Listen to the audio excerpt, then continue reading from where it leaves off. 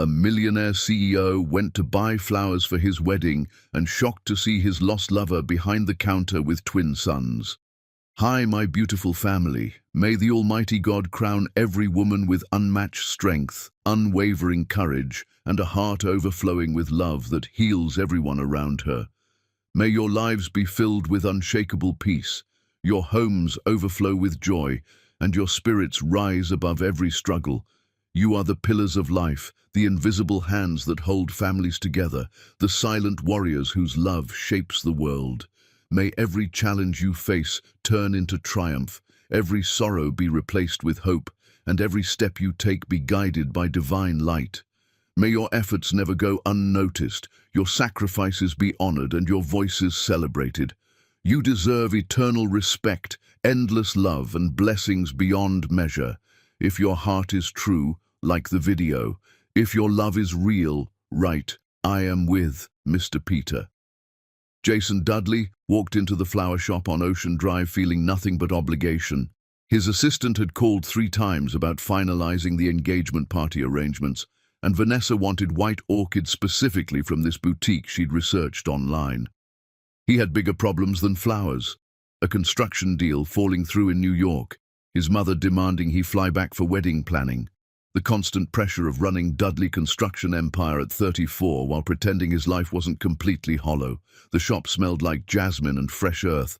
Sunlight poured through floor-to-ceiling windows, casting everything in gold. Beautiful arrangements lined the walls, vibrant, artistic, nothing like the sterile corporate bouquets he usually saw. Classical music played softly from hidden speakers. The space felt alive in a way Jason's penthouse never did. Then the woman behind the counter turned around from a display of white orchids. Time stopped.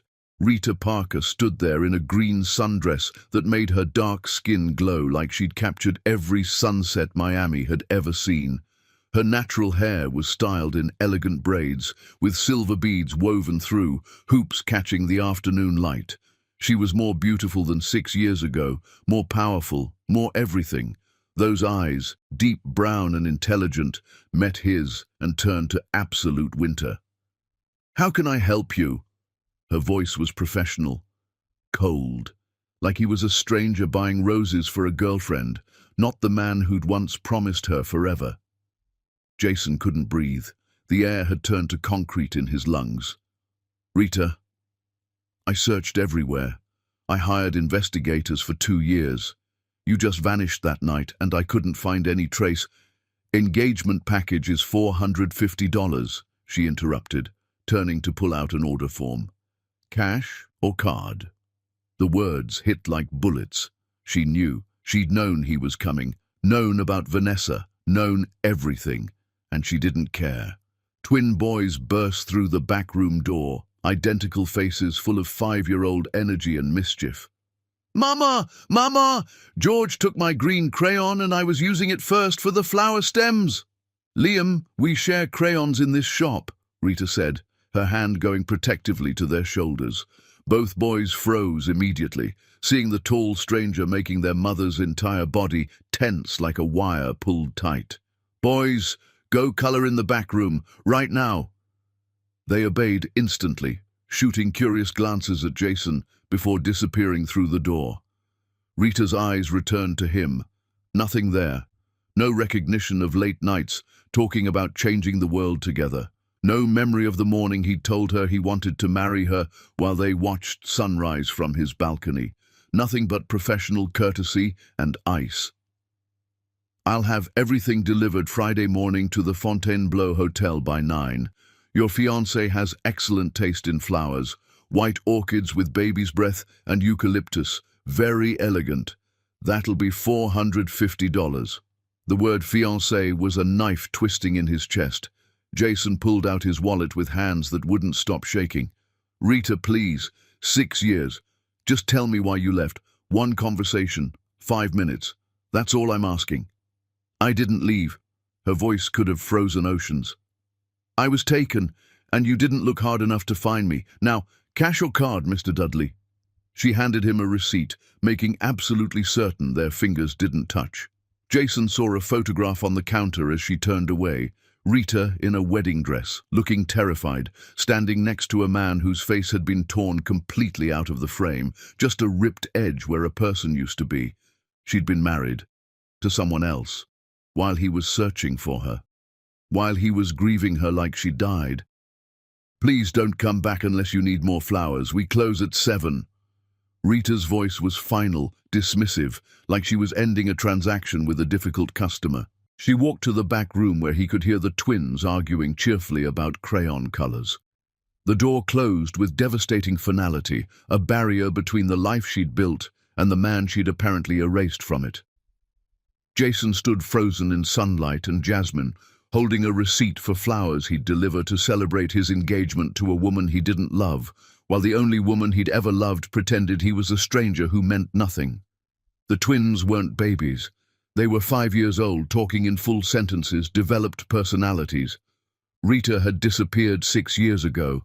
That meant she'd gotten pregnant almost immediately after leaving, with another man, a man she'd married and apparently divorced badly enough to tear his face from photographs. Outside, Miami heat hit him like a physical force. He stumbled to his rental car and sat there for 30 minutes, unable to start the engine. His phone buzzed constantly. Texts from Vanessa about cake tastings and table settings, his mother demanding updates about the engagement party timeline, business partners asking about the New York deal. He couldn't read any of them. All he could see was Rita's face. The protective way she'd touched those boys, like shielding them from danger. The life she'd clearly built from scratch without him. The absolute absence of love in her eyes when she looked at him. Jason had spent 6 years thinking Rita Parker was lost somewhere, maybe dead, maybe starting over in another city. Now he knew the terrible truth. She'd never been lost. She'd been surviving, building a business, raising children, living an entire life without him. And she'd done it all while he eventually gave up and moved on to safe, comfortable, wrong Vanessa. His phone rang. Vanessa's photo filled the screen. Blonde, smiling, appropriate. He answered because he had to. "Jason, did you approve the orchids? The planner needs confirmation by tonight." "Yeah, they're perfect. White orchids. Very elegant." "You sound strange. Are you okay?" "Just tired. Long day. I'll call you later." He hung up before she could ask more questions. Then he sat in his car outside Parker's Petals as the sun set over Miami, watching through the windows as Rita moved between customers with grace and confidence, the twins occasionally running out to show her drawings or ask questions. A complete family, a complete life, without him. Jason finally started the car and drove back to his hotel, but he couldn't stop seeing Rita's eyes. The way she'd looked at him like he was nothing, like he'd been the one who left, like he was the villain in a story he didn't understand. That night, he made a decision. He wasn't leaving Miami. He wasn't getting married in 3 days. And he wasn't letting Rita disappear again until he understood what had happened 6 years ago to turn love into ice. Chapter 2. Parallel Destructions. 6 years ago, Jason Dudley had just buried his father and inherited an empire he wasn't ready to run. 28 years old, drowning in board meetings and construction contracts and expectations that felt like concrete blocks tied to his chest. His father had died suddenly, heart attack at 59, and everyone expected Jason to simply step into those massive shoes without stumbling. He'd gone to a city council meeting about affordable housing because his company was proposing a luxury development downtown. And he needed to show community engagement, stand there, look concerned, make promises about tax revenue and jobs, standard corporate performance. That's where he met Rita Parker. She was 26, a social worker who stood at the public comment microphone and absolutely destroyed his company's proposal with statistics and passion that made the entire room go silent. "You want to build condos that cost $2 million each, while families with children are sleeping in cars 3 blocks from this building. While teachers and nurses can't afford to live in the city where they work. Tell me how that serves our community, Mr. Dudley." Jason had been completely fascinated. After the meeting, he'd found her in the parking lot, her arms full of folders about housing displacement. What if I said I'd include 20% affordable units in the development? I'd say you're lying to impress me and you'll quietly drop that promise once the permits are approved. You're right. I am lying to impress you, but I'll actually do it and put it in writing if you have dinner with me. She'd laughed, bright and unexpected, and said yes. 6 months later, Jason was completely, devastatingly in love. Rita challenged every privileged assumption he'd grown up with, made him see the world through eyes that actually noticed suffering, supported his grief over losing his father while pushing him to be better than simply comfortable. She was fierce about her work with homeless families, brilliant in ways that had nothing to do with money or status, and when she looked at him, Jason felt like the man he wanted to become, instead of the boy pretending to fill his father's enormous shoes. They'd talked about marriage constantly, about building something real together, not just wealth, but actual impact on communities. Jason had started restructuring his company to prioritize mixed-income developments. Rita had introduced him to neighborhoods he'd never engaged with before, families struggling in ways he'd never understood. They were building a future that mattered. His mother, Diane Dudley, hated everything about it. Rita was black, working class, completely inappropriate for the family legacy and what your father built. She'd said it directly to Jason's face during a family dinner when he'd mentioned buying a ring. "You'll embarrass this family. That girl is using you for money and status." "Rita has never asked me for anything. She makes me want to be better." "You're thinking with something other than your brain. This infatuation will pass." Rita's father, Gerald Parker, hated the relationship even more. A white millionaire with his daughter. Gerald had worked 2 jobs his entire life, postal worker during the day, security guard at night, to give Rita opportunities. He saw Jason as exactly the kind of man who'd use his daughter and leave her destroyed. "Those people don't marry girls like you, Rita. They play around and move on to their own kind." "Dad, Jason isn't like that. We love each other." "Love doesn't pay bills when he gets bored. Love doesn't protect you when his family decides you're not good enough." But Jason and Rita had ignored them both. They were adults. They were in love. Nothing else mattered. Then, one Wednesday morning, Rita was gone. Jason had come by her apartment to surprise her with breakfast. The door was unlocked. Inside, everything was cleared out, furniture gone, closets empty, like she'd never lived there at all. Her phone went straight to disconnected. Her job said she'd resigned effective immediately. Friends said they hadn't heard from her and seemed genuinely confused. Her father said she'd left town for a fresh start and didn't want Jason contacting her. She realized you two were from different worlds. Best to let her go, son. Jason had hired investigators immediately, 3 different firms over 2 years. They'd found nothing. Rita Parker had vanished like she'd never existed. No forwarding address, no credit card activity, no social media presence. One investigator suggested she might have changed her name or left the country. His mother had been sympathetic in her cold way. "She probably realized the pressure was too much, darling. These things happen when people from different backgrounds try to force relationships. You'll find someone more suitable." Jason had grieved like Rita died. 4 years of barely functioning, running his company on autopilot, going through motions, feeling hollow. His mother pushed him toward Vanessa Laurent, a family friend's daughter. Appropriate, safe, blonde and elegant, and everything his mother wanted. Jason had been so tired of being alone, so tired of hoping Rita would somehow reappear, so he'd said yes to dating, yes to the relationship, eventually yes when Vanessa suggested getting engaged. He'd never loved Vanessa like he loved Rita, but Rita was gone, probably married to someone else, probably happy somewhere Jason would never find her. Except Rita wasn't gone. She was running a flower shop in Miami with twin sons and ice in her eyes, where love used to live. That night in his hotel room, Jason Googled obsessively, found old articles. Single mother, builds successful flower business from homeless shelter. His blood went cold. Homeless shelter. Local woman wins Phoenix Award for domestic violence survivors. Phoenix Award for survivors. The torn wedding photo suddenly made horrifying sense. Rita hadn't left him. She'd been forced away.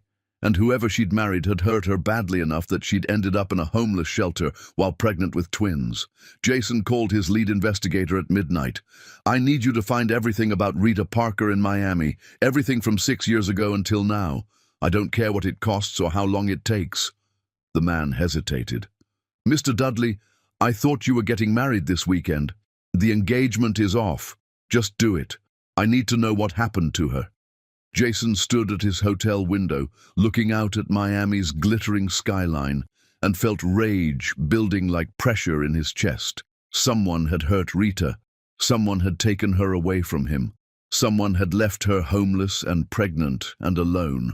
And Jason had a sickening feeling that when he found out who, the answer would destroy what was left of his family. Chapter 3. The Fortress. For 3 weeks, Jason invented reasons to visit Parker's Petals. Flowers for his hotel room that he replaced every other day, elaborate arrangements for business contacts he barely knew, corporate gifts for a Miami office that didn't actually exist yet. Rita remained professionally pleasant and completely distant. She took his orders, processed his payments, delivered perfect arrangements, and treated him like any other customer who meant absolutely nothing. He watched her with the twins during those visits, studying this life she'd built. She was an extraordinary mother, patient when Liam spilled water all over his careful drawings, firm when George got too loud with other customers, loving in ways that made Jason's chest physically ache. The boys clearly adored her with uncomplicated devotion. They brought her every small triumph like offerings. "Mama, look! I drew a butterfly.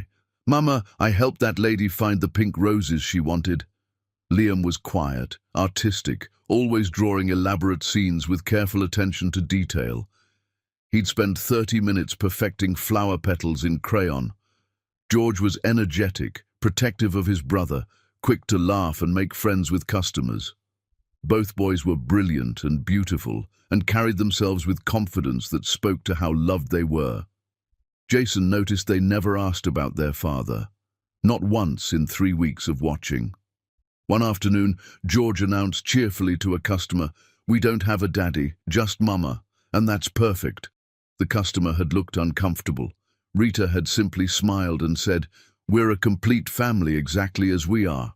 But Jason also noticed the moments Rita's guard slipped, the way her hands shook slightly when arranging white roses for a wedding, how she'd disappear to the back room sometimes and come out with red eyes she'd clearly tried to hide. The nightmares she must have had, based on the dark circles some mornings. This wasn't a woman who'd moved on peacefully. This was a woman surviving.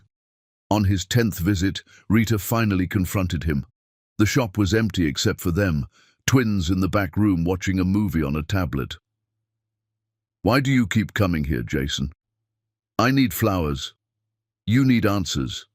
I'm not giving them, so stop wasting your money and my time." "I can't stop thinking about you." "Try harder. You're getting married in 2 weeks. Go focus on your fiancé." "I cancelled the engagement." Rita's hands stopped moving in the roses she'd been arranging. "That was stupid. Marrying someone I don't love would have been stupid. You don't know me anymore. The girl you knew 6 years ago doesn't exist. Then let me know who you are now." Rita turned to face him fully, and her eyes were devastating. "I'm a single mother who built a business from nothing. I wake up at 5 every morning to prep flowers before the twins wake up. I work 70 hours a week. I have nightmares about things you can't imagine. I've learned to be alone because depending on anyone else is how you get destroyed. That's who I am now, someone you wouldn't recognize. I recognize strength. I recognize resilience. I recognize the woman I fell in love with, just harder. Don't romanticize survival, Jason. It's not beautiful. It's ugly and exhausting and lonely." A customer entered, ending the conversation, but Jason saw Rita's hands shaking as she made the arrangement. That evening, Jason's investigator called with preliminary findings. "Mr. Dudley, I found the marriage record. Rita Parker married Terrence Moore 6 years ago, 1 week after she disappeared from your life. The marriage lasted exactly 1 day before he filed for divorce." Jason's vision went red. One day, divorce papers cite irreconcilable differences. Looks like Terrence received a payment of $50,000 from Gerald Parker around the same time. I'm still tracking the money trail, but it appears Rita's father paid someone to marry his daughter. Find Terrence Moore. I want his address. Mr. Dudley, I'd advise against find him today. Jason found Terrence Moore living in a luxury condo in Brickell, clearly doing well for himself. 45 years old, smug face, expensive clothes. Jason didn't call ahead, just showed up and knocked. Can I help you? Terrence's voice was oil smooth. You married Rita Parker 6 years ago. Recognition flickered across Terrence's face, followed by amusement. The social worker? Yeah.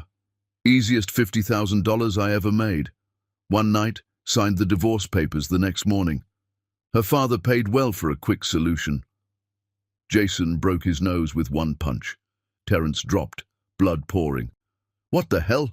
I'm calling the police. Call them. Tell them why you were paid to marry a woman. Tell them what you did to her that night. Terrence's eyes went calculating even through the pain. I did what her father paid me to do. Consummated the marriage so it would be legal, then ended it. All perfectly legal. She was his daughter. His decision. Jason wanted to kill him. Actually contemplated it. Instead, he walked out before he did something that would land him in prison. The police arrested him 2 hours later. Assault. Terrence pressed charges, demanding $25,000 for medical bills and pain and suffering. Jason wrote the check without blinking. Money meant nothing. Rita's father had sold her to this man for $50,000. Rita had to pick him up from the police station because they'd listed her as a contact when they ran Terrence's background. She arrived looking exhausted and furious, twins with a babysitter somewhere safe. In her car, Rita exploded. You think I need you to fight my battles? I survived, Terrence. I survived everything. I don't need your rage or your revenge. He raped you. He took money to marry you and I dealt with it. Rita's voice cracked. I survived the worst night of my life. I raised his children alone. I built my business from a homeless shelter with twins in a playpen behind me.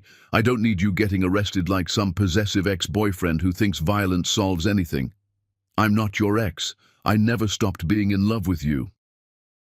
Rita pulled over on a quiet side street, turned to him with tears streaming down her beautiful face. You were in love with who I was. I'm not her anymore. That girl died in a shelter bed while pregnant with her rapist's children. I'm what crawled out of those ashes. You're stronger, more beautiful, more everything. I'm broken, Jason, shattered into pieces I glued back together wrong. I have 2 sons from a man who hurt me in ways I still feel. I wake up some nights still feeling his hands, and I can't breathe. I built walls so high nobody gets in. Derek has been trying for 2 years and he can't reach me. What makes you think you can? Who's Derek? Someone kind, someone present, someone who didn't give up searching after 2 years. The words hit like bullets. Jason deserved everyone. The twins aren't yours, Rita continued. They're Terrence's, biologically. When they're older, they'll ask about their father, and I'll have to tell them he was paid to marry me for one night. How do I explain that without breaking them? Then I'll help you figure it out, in a way that doesn't break them or you. Why? Why would you want to raise another man's children? Because they're your children, and I love you. That math is simple. Rita broke completely. 6 years of carefully maintained strength crumbling like walls made of sand. She sobbed in her car for 20 minutes while Jason held her, feeling her shake against him, hearing sounds of pain he'd never imagined. When she finally stopped, exhausted and hollow-sounding, I can't do this. I can't let you in just to watch you leave again when it gets hard. I'm not leaving. Everyone leaves. My mother died. My father threw me out. Terrence took his money and disappeared. Even you stopped searching eventually.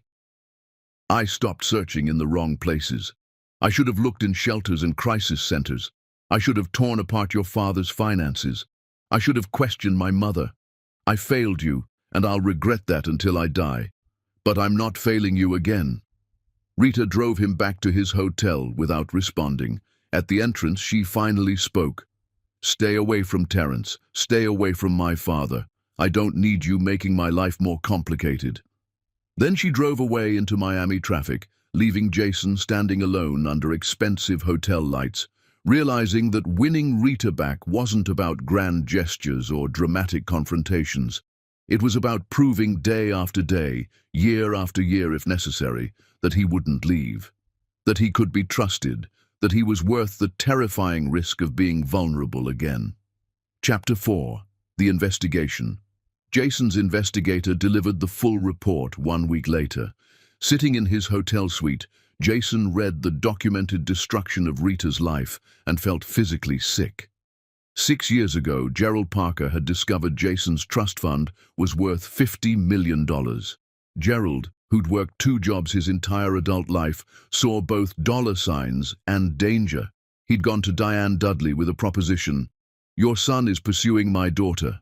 I know you don't want this relationship. I know someone, Terrence Moore, a deacon at my church, respectable, established. He'll marry Rita and end this mess. You make sure Jason doesn't interfere." Diane's response, documented in emails the investigator had uncovered. "I'll do better. I'll make Rita disappear completely so my son can move on appropriately." Together, they'd crafted the trap. Diane's lawyers created fake harassment complaints from anonymous workers at Jason's construction sites, showed them to Gerald with a threat. If Rita doesn't leave Jason voluntarily, these get filed publicly. His company won't survive the scandal so soon after his father's death. The lawsuits alone will bankrupt him within a year. Gerald had taken the false documents to Rita. The investigator had found a witness, Rita's co-worker from the social services department, who remembered that terrible week. Rita had come to work crying, saying her father was forcing her to end things with Jason to protect his company, that she was being made to marry someone else to prevent Jason's family legacy from being destroyed. She was terrified, the co-worker's statement read, but she loved him enough to sacrifice everything. She thought she was saving him. Rita had married Terrence in a cold courthouse ceremony. No joy, no hope, just Gerald's satisfaction and Diane's victory. The wedding night, according to Terrence's own bragging to friends documented in the investigation, "Her father paid me 50 grand to marry her and consummate it. I did my job, filed for divorce the next morning, kept the money. Easiest payday ever." The vasectomy Terrence claimed to have had apparently failed. Rare, but possible. The twins were biologically his, proof of the worst night of Rita's life. 2 weeks after the divorce, Rita discovered she was pregnant, went to her father for help. Gerald's disgust was immediate and documented in a neighbor's testimony. "I heard him screaming at her through the walls, calling her an embarrassment, telling her to get out of his house."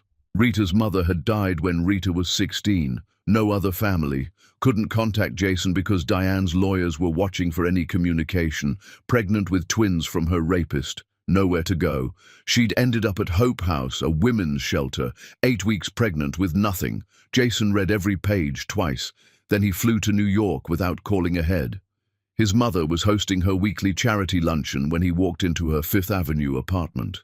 Elegant women in expensive clothes, discussing fundraising for arts programs while drinking champagne that cost more than most families spent on groceries monthly. "Did you know where Rita was? Did you know she was homeless and pregnant?" The room went silent. Diane Dudley didn't flinch, just set down her champagne glass with perfect composure. "Jason, I have guests. This is inappropriate. Answer me or I start explaining to your charity friends how you orchestrated my girlfriend's forced marriage and homelessness."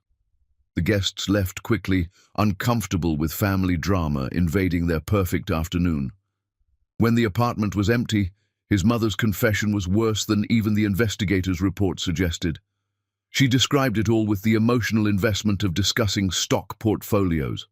"I orchestrated everything with Gerald Parker. Rita was completely inappropriate. Wrong background, wrong race, wrong everything for our family legacy. Her father wanted her married to someone suitable from their community. I wanted her gone from your life. we made a mutually beneficial arrangement. She was homeless, pregnant with twins from a man who raped her. Did you know? I knew about the marriage arrangement. The rest wasn't my concern. She should have handled her situation better instead of becoming a burden on public resources. Jason's voice went cold, deadly calm. I'm removing you from every company board effective immediately. You're out of my life completely. My lawyers will contact you about restructuring the family trust to ensure you never profit from the company Dad built again. Stay away from Rita. Stay away from those boys. If you go near them, I'll spend every penny I have destroying your reputation in the society circles you care about so much. Diane stood, face tight with rage. You can't do this over some girl. She was never some girl. She was the woman I loved. You destroyed her entire life because she didn't meet your racist, classist standards. You helped a man rape her. You made her homeless while carrying children. You're evil, and I'm done.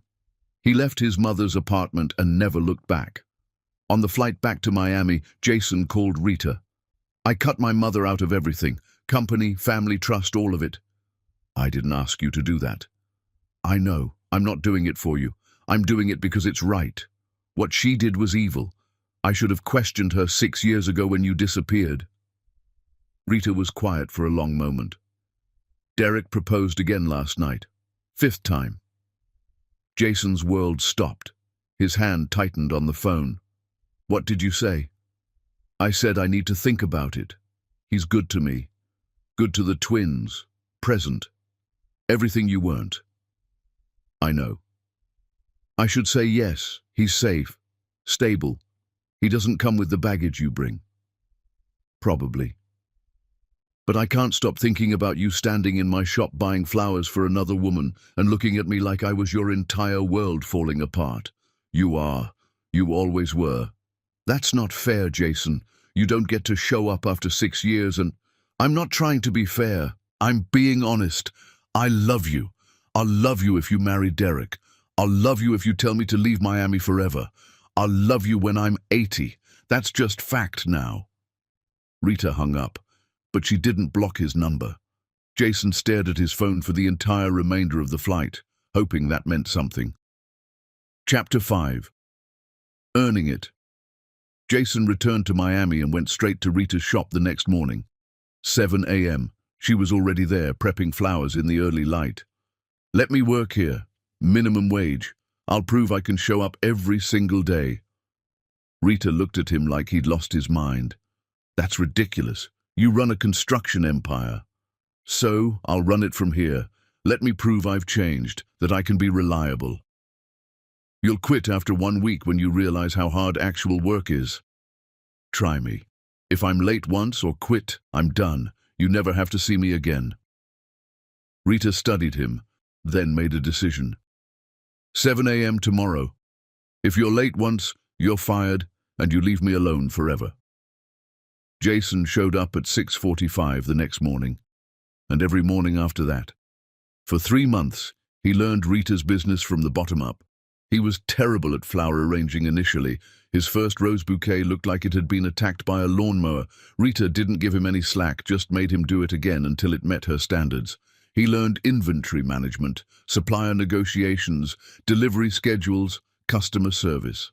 The work was physically exhausting and mentally detailed in ways running a construction empire never prepared him for. The twins warmed to him slowly. Jason didn't try to force connection or play dad, just Mr. Jason who helps Mama. He'd sit with Liam and admire his drawings, ask genuine questions about color choices and compositions. He'd play simple ball games with George in the shop's back room during slow periods. Careful, patient, earning their trust inch by inch. But Derek's presence increased simultaneously. He came by the shop often, bringing lunch, fixing the air conditioning when it broke, helping Rita with business paperwork. Derek Hughes was 38, a contractor who'd renovated the shop 2 years ago. Kind face, steady presence, genuinely good with the twins. They ran to him with uncomplicated joy. Derek, Derek, watch this. He'd been proposing regularly for a year, patient with Rita's hesitation. Jason watched Derek with Rita and the twins and felt jealousy mixing with grudging respect. Derek was everything Jason should have been: present, consistent, undemanding. He showed up for school events and fixed broken things and made the twins laugh with terrible dad jokes. He was perfect. One evening, Derek confronted Jason in the shop's parking lot after closing. "I know who you are. Rita told me everything." "Then you know I love her." "Love isn't enough when you've been gone for 6 years. I was here when she had nightmares so bad she couldn't sleep. When the twins had chicken pox and she was running a business with sick kids. When the shop almost went under during the pandemic and she nearly lost everything. Where were you?" "Not here, I know." "So why should she choose you? Give me one good reason." "She shouldn't. You're the better choice. You're the right choice." Derek studied him. "But she loves you. Still, after everything. She won't say it, but I see it. Every time she looks at you, she looks like she's drowning and you're air." "I'm sorry." "Don't be sorry. Be worthy of her. If you're staying, actually stay. Because if you hurt her again, I'll make breaking Terrence's nose look like a play date." "Fair." They stood in the parking lot, two men who both loved the same extraordinary woman, understanding that only she could make this choice. Over the following weeks, Jason learned Rita's life in detail. Her favorite flowers were actually simple daisies, not expensive orchids. She drank her coffee black with exactly 1 sugar. She volunteered at the women's shelter where she'd lived while pregnant, teaching floral design skills to help other survivors build job prospects. She had nightmares about white roses because that was what she'd carried at her wedding to Terrence. Jason started helping with her volunteer work, not making big financial donations, but showing up to help teach classes, contributing his construction expertise to help repair the shelter building, not trying to fix Rita's past with money, just being present in her healing. One night after volunteer work, Rita broke down. A new shelter resident had come in, recently divorced, pregnant, terrified. Rita had handled intake with perfect professionalism, then disappeared to the bathroom. Jason found her crying quietly in the hallway afterward. "I thought I was over it. The wedding, Terrence, being pregnant and alone. Then I smell white roses or see a terrified pregnant woman and I'm 26 again, trapped." Jason just held her, didn't try to fix it. "You're not trapped anymore. You're the strongest person I know." "I'm tired of being strong." "Then let me be strong for you, just for tonight." She let him hold her for exactly 10 minutes before pulling away and rebuilding her walls. But it was progress. The shift happened gradually. Jason stopped trying to win Rita back romantically, started actually supporting her dreams instead. She wanted to open a second shop location. He helped with business planning, market research, location analysis. Not financing it, just partnering in the strategy. She wanted to create a scholarship for at-risk youth interested in floral design. He connected her with his company's charitable foundation and helped structure the program. Not grand gestures. Partnership, respect, showing up. Rita noticed. It terrified her more than his absence ever had. Derek was safe. Jason was dangerous.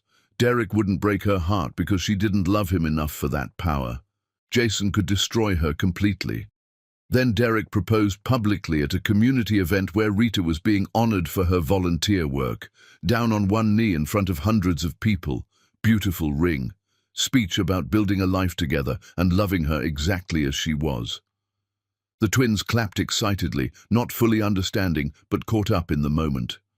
Rita looked at Derek, at the boys, at Jason in the back of the crowd, dying inside but smiling because he wanted her happiness more than his own.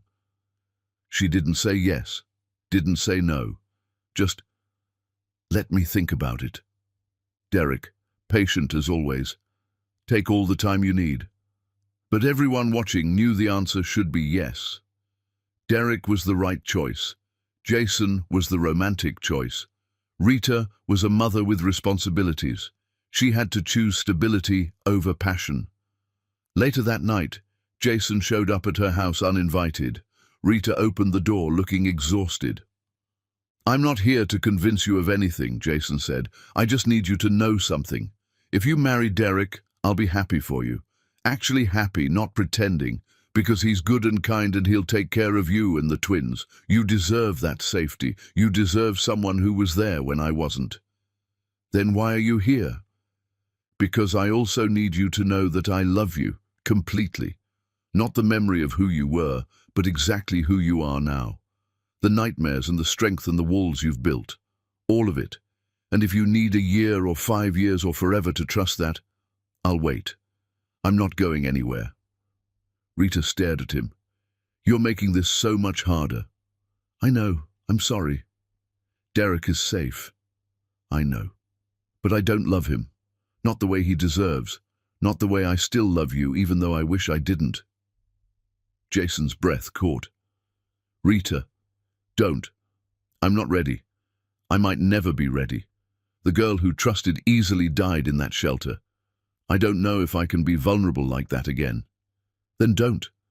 Not until you're sure. Rita's eyes filled with tears. Why are you being so understanding? Because I love you enough to want you happy, even if that happiness doesn't include me. She closed the door without another word, but Jason heard her crying on the other side, and that sound broke something in him. Chapter 6. The Slow Realization. 2 weeks after Derek's proposal. Rita still hadn't given an answer, and Derek was starting to look tired around the edges from waiting. Jason continued working at the shop. 6 months now. He'd become genuinely good at flower arranging, had developed regular customers who requested him specifically, understood Rita's business rhythm like breathing. Some mornings they worked in comfortable silence, moving around each other with practiced ease. Other mornings the tension was thick enough to choke on. The twins bonded with Jason deeper as weeks passed. Not forced connection, natural, real, the kind that happens when someone shows up consistently. One afternoon, Liam brought Jason a drawing. "Mr. Jason, I drew you, see? You're helping Mama with the big roses because they're heavy." Jason studied the crayon picture. Simple figures but recognizable. Rita, Jason, flowers everywhere. "This is beautiful, Liam. Can I keep it?" "Yeah, I made it for you." Liam's face lit up with uncomplicated joy. George got into a fight at kindergarten that week. Another kid said, "Your daddy is bad and he's in jail." Terence had a record from a DUI years before. George came home with a black eye and tear-stained face. Rita was comforting him on the shop's backroom couch when Jason finished inventory. George was sobbing in her arms. "Why is our daddy bad? Why isn't he nice like Derek or Mr. Jason?"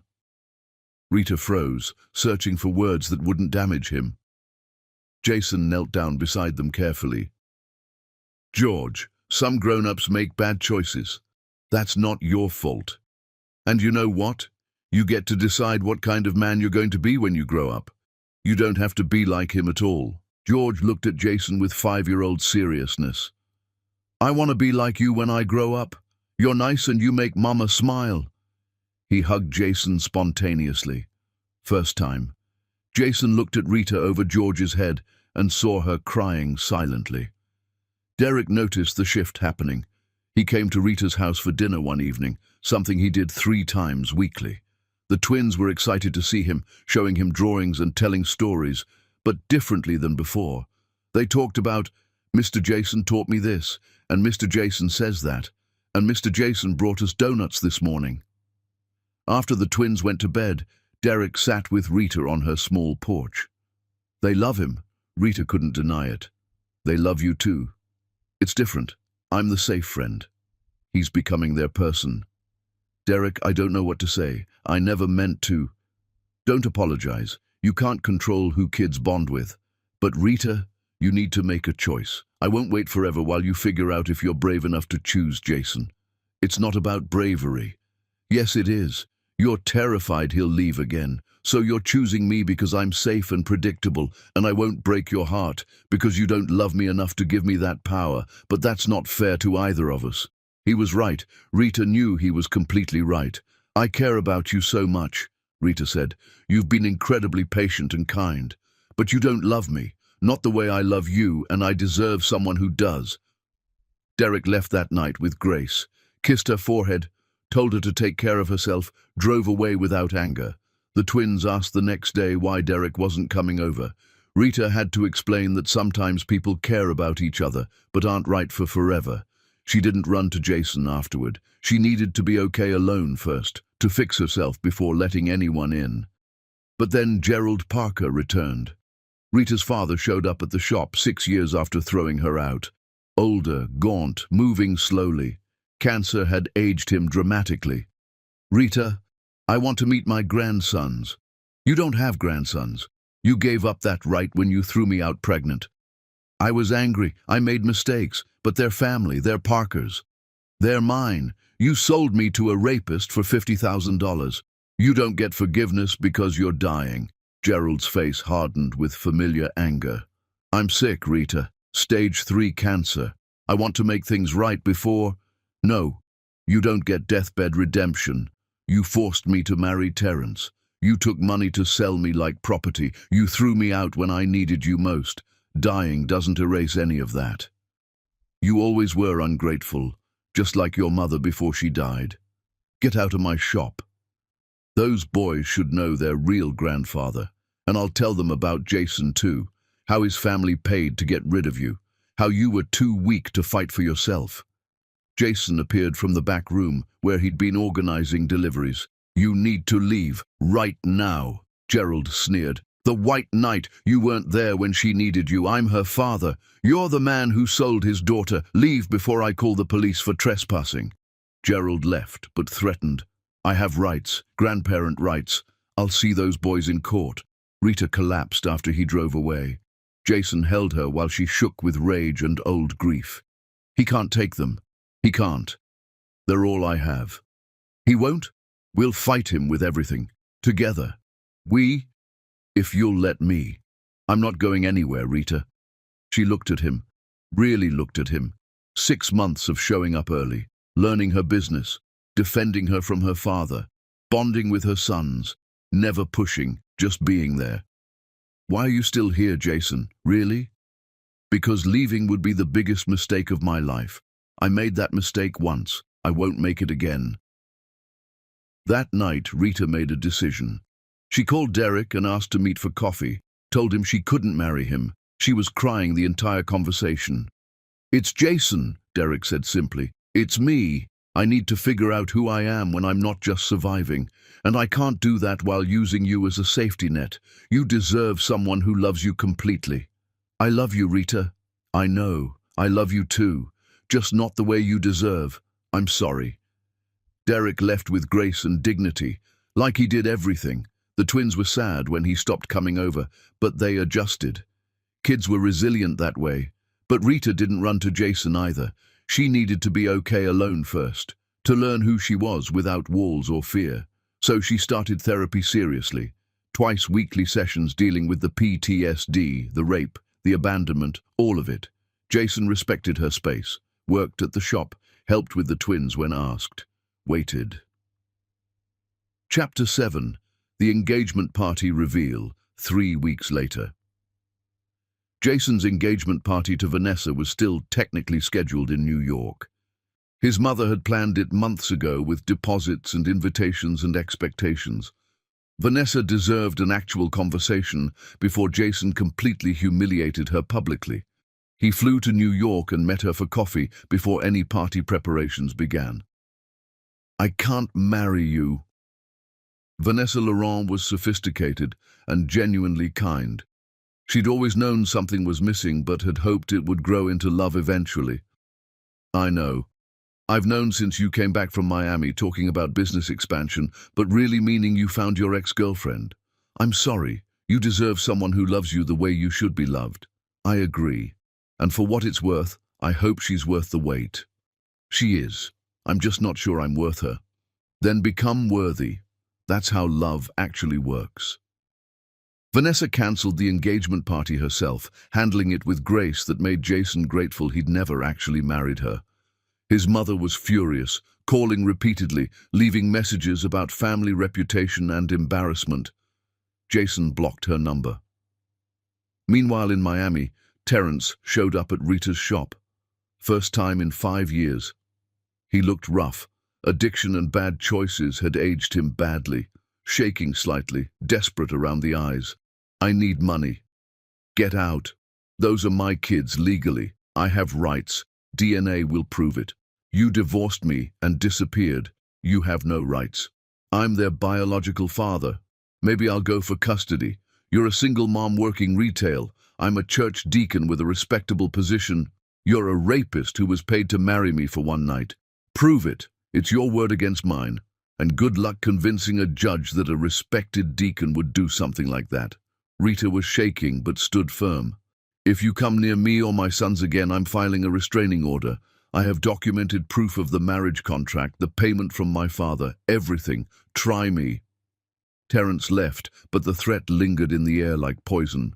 Rita called Jason immediately. Terence came to the shop, threatening custody. Jason was on the next flight back to Miami. Are you okay? Are the twins safe? We're fine, I handled it. But Jason, I'm scared. What if he actually tries for custody? Then we fight him with lawyers and documentation and everything we have. He's a man who was paid to rape you. No judge will give him custody.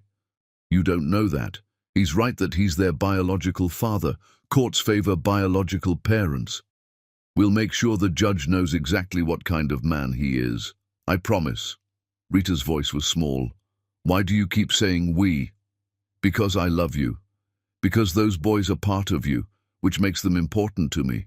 Because I'm not letting you fight alone anymore. I've been alone for 6 years. I know, and I hate that. But you don't have to be alone now if you don't want to be. Rita was silent for a long moment. I don't know how to trust that.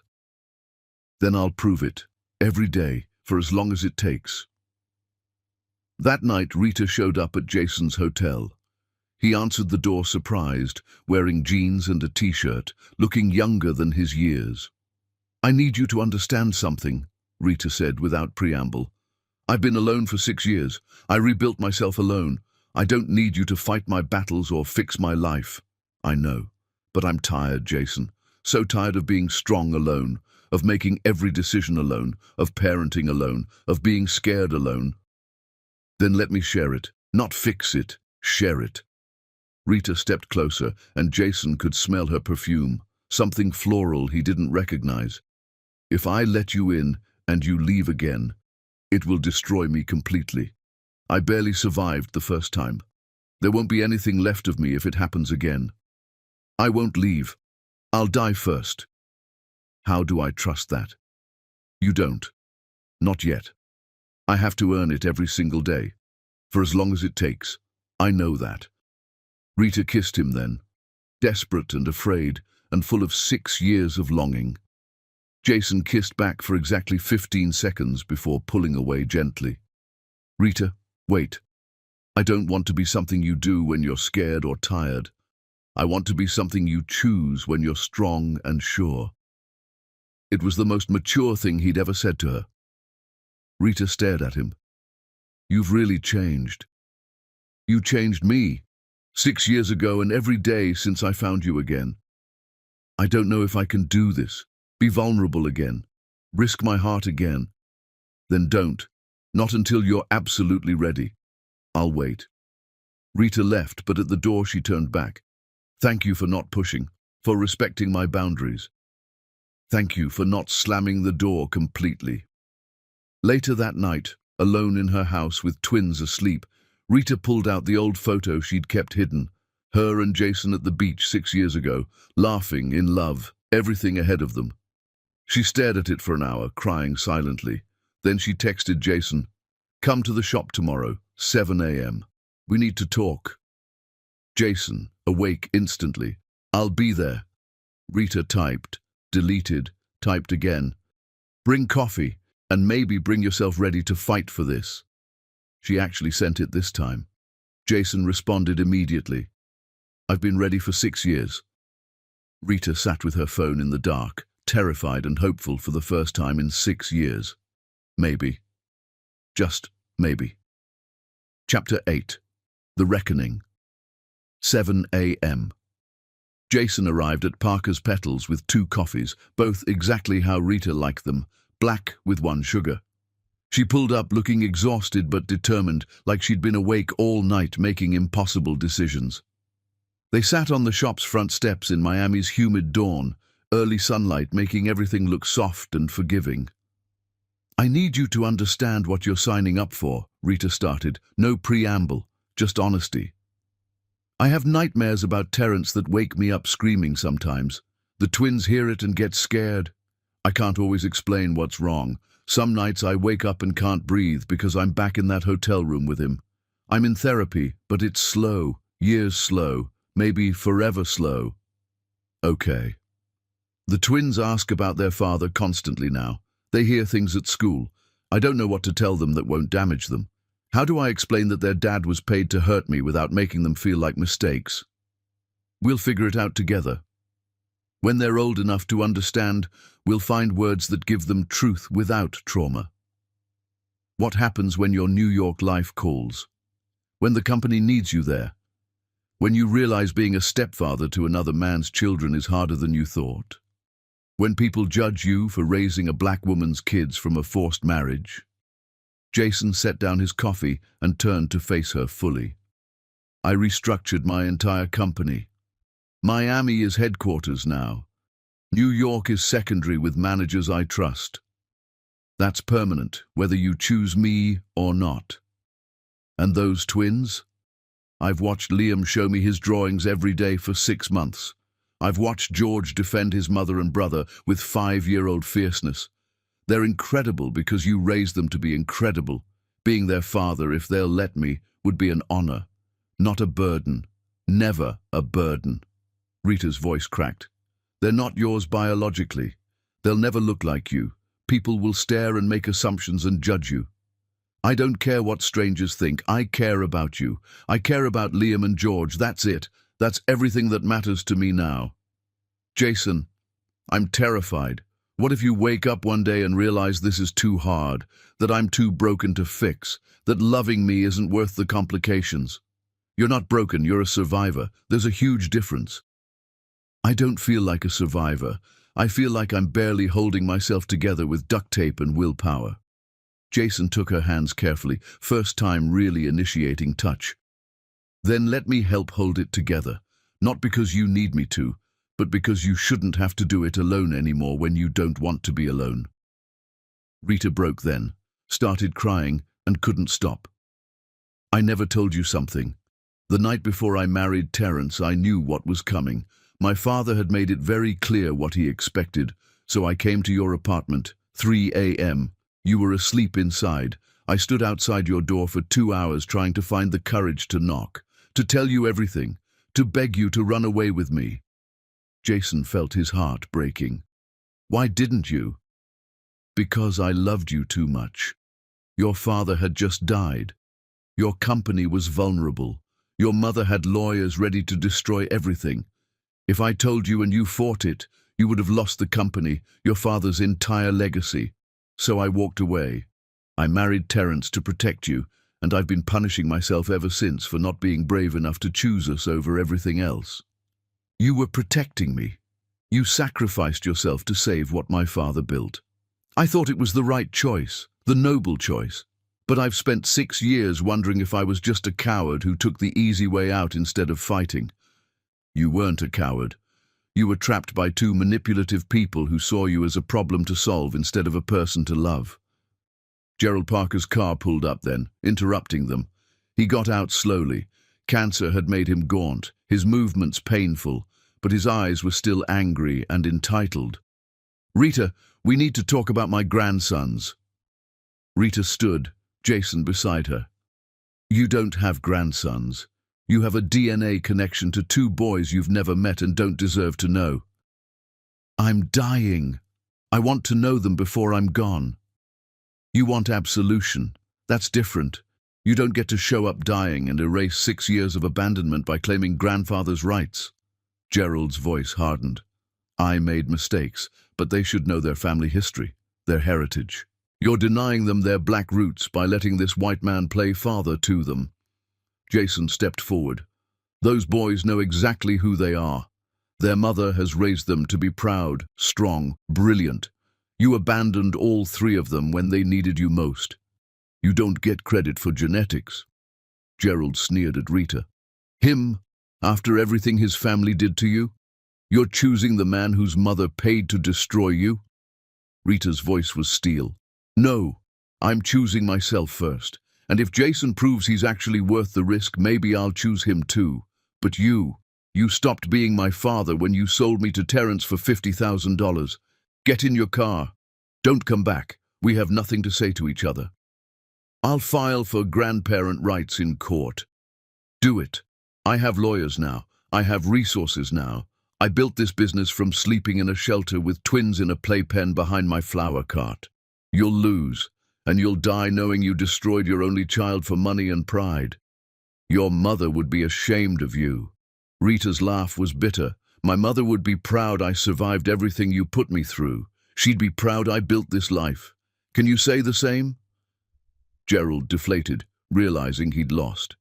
He got in his car and drove away. Rita stood watching until his car disappeared from view. Then she collapsed. Jason caught her, holding her while she shook. "You did it! You stood up to him." "I'm shaking so badly. That's adrenaline. Completely normal. You were incredible." "I don't feel incredible. I feel like throwing up." "That's also normal after confronting the person who hurt you most." Rita looked up at Jason, still in his arms. "I'm going to need time. Real time. Not weeks, months, maybe a whole year or more, to work through everything in therapy, to learn how to trust again. I'll wait. What if at the end of all that time I'm still not ready? Then I'll wait longer, as long as it takes. What if I'm never ready? What if I'm too damaged to ever let someone in completely? Then I'll have spent however long watching you be the most amazing woman I've ever known. That's not a waste of time, that's a privilege." Rita started crying again. "How are you saying all the right things?" "I'm not. I'm just being honest. I lost you once because I wasn't honest enough or strong enough to fight for you. I won't make that mistake again." The twins arrived then, dropped off by their morning babysitter. They ran to Rita with typical 5-year-old energy. "Mama! Mama! Look what I drew!" Liam shoved a crayon drawing of flowers at her. George saw Jason and lit up. "Mr. Jason, are you staying for breakfast? Mama makes really good pancakes." Rita and Jason exchanged looks over their heads. Rita, carefully, "Mr. Jason has to work, baby. But maybe he could come over for dinner tonight." Both boys cheered and danced around.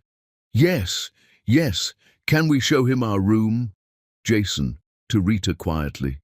"Are you sure?" "No, but I'm trying. That has to count for something." That evening, Jason came to Rita's small house for the first time. It was modest but filled with love. Twins' drawings covering the refrigerator, photos everywhere, plants in every window, lived in and real. Dinner was chaotic. Liam spilled juice, George knocked over the salt. Both boys talked over each other, trying to tell Jason stories. Rita looked exhausted but happy, and Jason fit into the chaos like he'd always belonged there. After the twins went to bed, Rita and Jason sat on her tiny back porch, citronella candles keeping mosquitoes away. "I'm starting intensive therapy next week," Rita said. "Twice weekly. For the PTSD, the trauma, all of it." "Good. Do you want me to come to any sessions?" "Maybe eventually. Not yet. I need to do this alone first. Whatever you need. I need to fix myself before I can let someone in properly." "You don't need fixing. But I understand wanting to heal before being vulnerable." Rita looked at him in candlelight. "I wrote you a letter once. When I was in the shelter, 8 months pregnant, terrified out of my mind, I never sent it, but I still have it hidden in my bedroom." "What did it say?" "That I loved you. That I was sorry for disappearing without explanation. That I hoped someday you'd forgive me even though I couldn't forgive myself. That you were my person and always would be, even if I could never be yours again." "Rita, I want you to read it.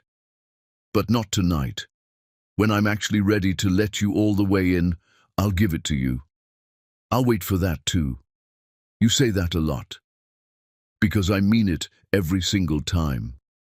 Rita stood up suddenly. Jason followed. They were inches apart on her small porch, Miami night air warm and thick around them, crickets singing in the darkness.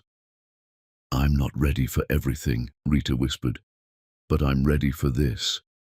She kissed him, deep, desperate. 6 years of longing and loss and love and grief all poured into one moment. Jason kissed back, hands gentle on her face, in her hair, holding her like she was precious and breakable and everything. It wasn't rushed, it was reverent, like they were both afraid the other would disappear if they stopped touching. When they finally broke apart, both were crying. "I missed you," Rita said against his mouth. "Every single day for 6 years, even when I hated you, even when I tried to love Derek, every day I missed you. I'm here now. I'm not going anywhere. I promise. Promise me, even when it's hard, even when I push you away because I'm scared. Promise you won't leave. I promise for the rest of my life. I promise."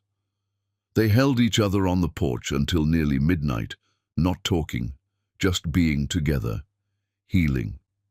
Rita's phone rang at 12:30. Jason was getting ready to leave, respecting boundaries about not staying over. She answered. It was the police.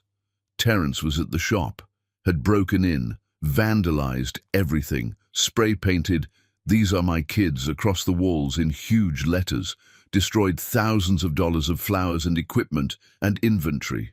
Rita's world crashed around her again. "No, no, no, no, that's my business, everything I built. I'm coming with you right now." They raced to Parker's Petals, police lights everywhere. The shop was destroyed, flowers trampled and crushed, glass broken, walls spray-painted with Terrence's rage and entitlement. Rita stood in the wreckage of 6 years of work and broke down completely. Deep, wrenching sobs that came from somewhere primal. Jason held her while she cried. "I can't do this again. I can't rebuild again. I'm so tired of fighting." "You don't have to rebuild alone. Not this time. Never alone again." Terrence was in custody already, but the damage was massive, devastating. Rita looked at her destroyed shop, crushed flowers everywhere, her beautiful displays ruined, spray paint on walls she'd painted herself. Maybe Gerald was right. Maybe I'm cursed. Everyone who gets close to me suffers somehow. No, people who hurt you are the problem, not you, never you. But Rita's walls were going back up. Jason could see it happening in real time, like watching a fortress rebuild itself. "I need you to leave," Rita said quietly. "Please, I need to process this alone." "Rita." "Please, Jason, if you meant what you said about waiting and respecting my boundaries, prove it. Leave. Give me space to think." Jason wanted to argue, wanted to stay and help and fix everything, but he'd promised to respect her boundaries. "Okay, but I'm one phone call away, anytime, day or night." He left, hating every step. Rita stood alone in her destroyed shop, surrounded by trampled flowers and broken glass, crying silently. Her phone lit up with a text from Jason. "I'm here when you're ready. Today, tomorrow, a year from now. I'm not going anywhere. I love you." Rita read it 3 times. Didn't respond, but she didn't delete it either. She sat down on the floor in the ruins of everything she'd built, exhausted and broken, but not beaten, not yet, never beaten. Chapter 9. The Breaking Point. 1 week of silence. Rita hadn't contacted Jason once. He respected her request for space, but sent 1 text each day. Still here, still waiting, always. The shop was covered by insurance, thankfully. Terrence was in jail awaiting trial for vandalism, breaking and entering, violating the restraining order Rita had filed. Gerald Parker's lawyers had contacted Rita about grandparent rights, but her own lawyers were confident they'd win given his documented abandonment. Rita was handling everything alone again, exactly how she'd survived for 6 years. She was in the empty shop at 2 a.m., unable to sleep. The twins were with a babysitter.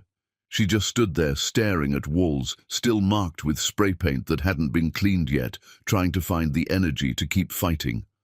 Her phone rang. Liam's school. Emergency contact needed urgently. Miss Parker, Liam fell from the playground equipment during recess. Possible broken arm. He's asking for you. We need you at the hospital immediately. Rita's hands went numb. I'm on my way. 20 minutes. She called the babysitter. Can you bring George to the hospital? My car broke down this afternoon, actually. I can call a ride service, but it might take 40 minutes with George. Rita started panicking. She needed to get to Liam. George needed to come to the hospital. She couldn't be in two places. She called Derek out of habit, straight to voicemail, called her neighbor. No answer. Then she called Jason, 11:47 at night. He answered on the first ring. Alert immediately. Rita, what's wrong? Are you okay? Liam's in the hospital. Possible broken arm. I need someone to get George from the babysitter and meet me there. I know I said I needed space, but text me the babysitter's address right now. I'll get George. I'll be at the hospital in 20 minutes maximum. Jason, 15 minutes if traffic cooperates. Text me the address. Jason arrived at the hospital with George at 12:23 a.m. George ran to Rita crying. Mama, is Liam okay? Is my brother okay? He's okay, baby. Just a bad fall. The doctors are helping him. George saw Liam through the ER window, arm in a temporary splint, looking small and scared and in pain. George started crying harder. That's my brother. I want to see him right now. Jason knelt down to George's level. The doctors are fixing his arm right now, buddy. They need space to help him. You're being so brave. George hugged Jason suddenly. I don't want to be brave. I want Liam to not hurt anymore. Rita watched Jason comfort her son with such natural ease. No awkwardness, no hesitation, just present and genuine. The doctor came out. Ms. Parker, Liam is asking for you, and he specifically wants to know if Mr. Jason is here. Rita looked at Jason, surprised. He's asking for you. Can I come in with you? Yeah, please. They went in together. Liam saw them, arm in a bright blue cast now, eyes red from crying but trying to be brave. Mama, Mr. Jason, it hurts a lot. Jason sat beside the hospital bed carefully. I know it does, buddy, but you're being really tough. And that cast is actually pretty cool. In a few days when you feel better, you can have people sign it with markers. Liam, 5 years old and hurting. Will you sign it first? If your mama says it's okay. Liam looked at Rita with pleading eyes. Can Mr. Jason sign my cast? And can he please come home with us tonight? I don't want to be scared anymore. Rita's voice cracked, seeing her baby hurt and afraid. Yeah, sweetheart. He can come home with us tonight. 2:30 a.m. Rita's house. Both twins asleep finally. Liam with his new cast. George in the same bed holding his brother's other hand protectively. They shared bunk beds, but George had climbed into Liam's bottom bunk tonight. Rita and Jason in her tiny living room, exhausted beyond words. Rita broke the silence. You dropped everything at midnight. Didn't ask questions. Just came. Of course I did. You needed help. That's what people who love each other do. Derek would have come eventually, but you were there in 15 minutes. Where are you going with this, Rita? I'm going to the place where I admit I'm completely terrified. Letting you in means risking everything I've rebuilt. If you leave, I won't survive it. I know I won't. But I'm more terrified of living without you. I've been doing it for 6 years, and I don't want to do it anymore. Jason moved to sit beside her on the worn couch. I'm not going anywhere. I've said it before, but I'll keep saying it until you believe me. But what happens when this gets really hard? When my PTSD kicks in badly? When the twins have terrible days? When Terrence eventually gets out of jail and tries something else? When Gerald sues for custody? When you realize raising another man's children is more complicated than you thought? When your business needs you in New York? When you get tired of dealing with all my damage? Then we handle it together, all of it. The nightmares and the hard days and the legal battles and the complications, together. I'm not some kid anymore who doesn't understand what commitment means. I'm a man who knows exactly what he wants. I want you. I want Liam and George. I want the difficult days and the beautiful days. All of it. Rita went to her bedroom, returned with an envelope, worn and old. addressed to Jason Dudley in shaky handwriting that was clearly written under extreme stress. This is the letter I wrote from Hope House Shelter when I was 8 months pregnant, alone, terrified. Jason took it like it was something precious. Do you want me to read it right now? Yes, because it says everything I still can't say out loud without falling apart. He opened it carefully. The letter was written on cheap-lined paper dated 6 years ago. Jason, I'm sitting in a shelter called Hope House, writing this at 3 in the morning because I can't sleep anymore. I'm 8 months pregnant with twins. They're not yours. They're the result of the worst night of my entire life. But I still feel them kick, and I love them because they're innocent in all of this horror. I want you to know I didn't leave you. I was taken from you. Your mother and my father orchestrated everything together. They forced me to marry a man who hurt me in ways I still can't write about. They paid him to divorce me the next day. Then they threw me away like garbage when I couldn't disappear quietly enough. I didn't tell you because I loved you too much. Your company would have been destroyed. Your father's legacy ruined. Everything he built gone. So I chose your future over our present, over us. I pray every single day that you'll somehow find me, that you'll burst through the shelter doors and take me away from this nightmare. But I know you won't, because you don't know where I am. I made sure you couldn't find me to protect you. I'm sorry I wasn't strong enough to fight for us. I'm sorry I chose your empire over our love. I'm sorry for absolutely everything. If you're somehow reading this someday, know that I loved you with everything I had. I love you still even now. I'll love you when these babies are born. I'll love you when I build whatever life I can manage without you. I'll love you when I'm old and grey and these twins have children of their own.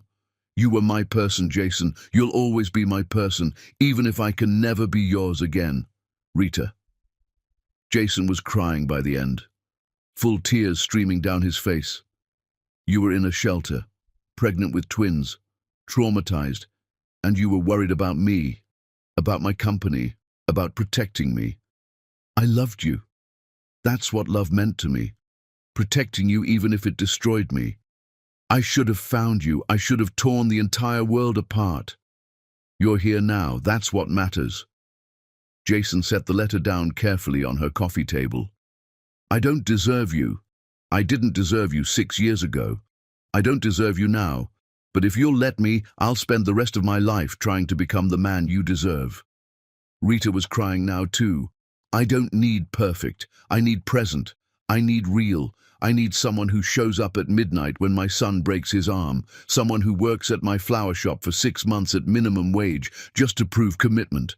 Someone who stands up to my father and cuts off his own mother. Can you be that person forever? I already am that person. I've been that person for 6 months. I'll be that person for the next 60 years if you let me.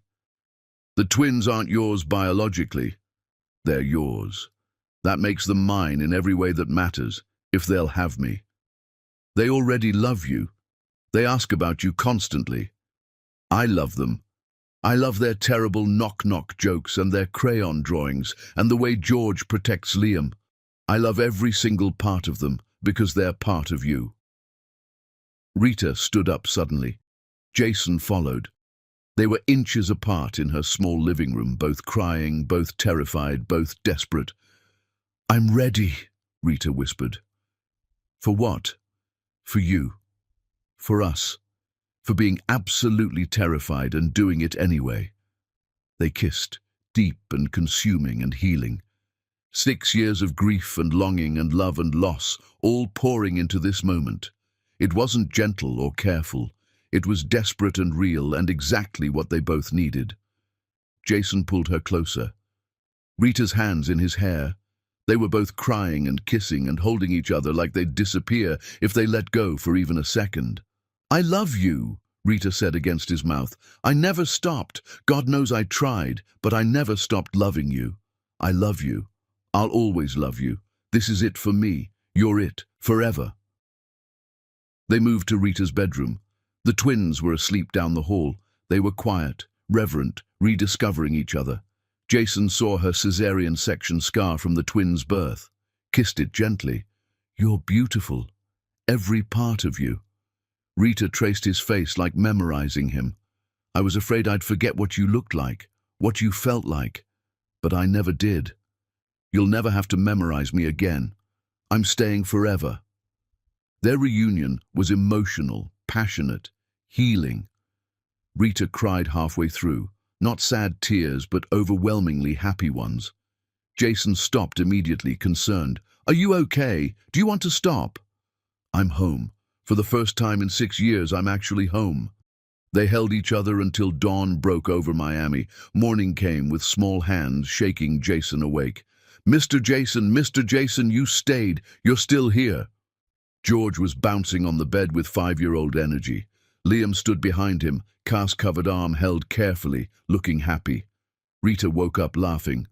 Boys, what did we talk about regarding waking people up gently? George couldn't contain his excitement. But Mama, Mr. Jason is here in our house in the morning. That means he stayed all night. Liam, quieter but equally hopeful. Does this mean Mr. Jason is staying forever now? Like really staying? Rita and Jason exchanged looks full of everything. Jason sat up carefully. Would you guys be okay with that? If I stayed around a lot more often? George nodded enthusiastically. Yeah, then you can teach me to ride my bike without training wheels like you promised, Liam. And you can come to my school art show next week. I'm showing my flower drawings. I'll absolutely be there, buddy. George hesitated, then looking at Liam. They seemed to have a silent twin conversation. Liam spoke up, shy but determined. Mr. Jason, can we call you something different? Like what? Another twin look.